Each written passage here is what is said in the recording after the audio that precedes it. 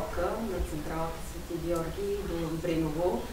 И това ще бъде ключов момент след над една година подготовка. Част от вас знаят колко много усилия сме положили, за да започнем строителството на централата и много се надяваме, че то ще допринесе за града, за икономическия растеж, също и за развитието на хората. Срещнахме се с университета местния, срещнахме се с почти всички професионални гимназии. Всичко това беше с цел да можем да намерим колкото си може повече хора да се заинтересуват от този курс. Това обучение днес е част от по-широка визия за подпомагането на града. Вие сте се насочили към нашия град, за което наистина ви благодаря и в интерес наистина да трябва да кажа, че от името на община Силистра вие винаги ще бъдете подкрепени във всяко едно ваше начинание. Нали, мисля, че сме в началото на един дълъг път, който ще трябва да извървим заедно, за да донесем да доведе до просперитет на всички тия, които са в тази зала и на всички свързани с град Силистра, за което наистина ви благодаря от сърце.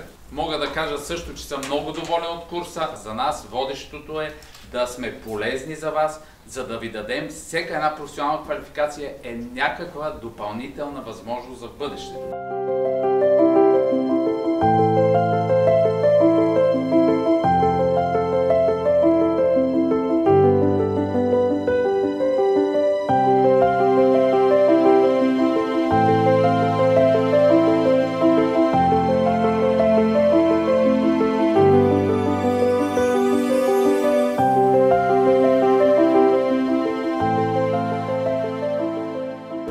Казвам се Магдалена Димитрова. Участвах в този курс с най-голямо желание, се записах.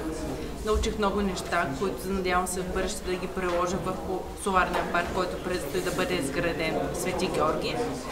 Нещата бяха изключително реални, изключително полезни за всички нас. Бяха изключително търпеливи. Благодаря на Resolve Energy, че организираха този курс и ние станахме част от него. Казвам се Мартин Господинов. Научих доста, като цяло почти всичко свързано с електротехниката си благодарение на този курс. Мисля да използвам тези мои познания да работя и да помагам тук в Силистра с основата на проектите, които ще стават. Казвам се Калоян Янков. Успешно завърших курса за техник на ФСИ, което съм благодарен на Resolve Energy, че ми предостави тази безплатна възможност. Научихме много неща. Също аз уча за електроинженер, което много ми помогна да съчетая нещата и надявам се в бъдеще ще имаме възможността да покажа научените умения в парка Свети Георги.